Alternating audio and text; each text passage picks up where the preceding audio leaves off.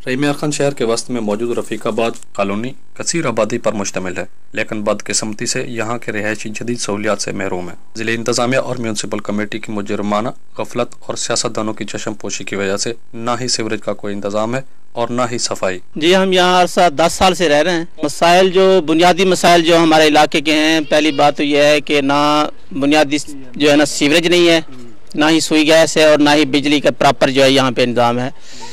तो हमारी मुतलका जो है ना MNA से और मुतलका जो MPA से उनसे ये हम गुजारिश करते हैं तमाम अहलियान महल्ला कि यहाँ के जो बुनियादी मसाइल हैं उनको हल किया जाए।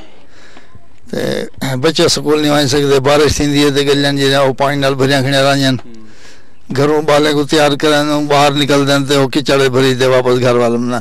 टूटी हुई कच्ची गलियों और सड़कों के बायस मरीजों को अस्पताल ले जाने में भी रुकावट है। गंदी गलियों में जगह जगह पर पड़े गंदगी के ढेर, गंदा पानी और कचरा बीमारियों का बायस बन रहे हैं, जबकि मस्जिद के साथ खड़ा गंदा पानी और कचरा भी जमा है। हैरत इस बात की है कि इस दौर में भी लोग शहर में बुनियादी सहूलतों से महरूम जिंदगी गुजारने पर मजबूर हैं, जो हुकूमत वक्त के लिए एक सवालिया निशान है।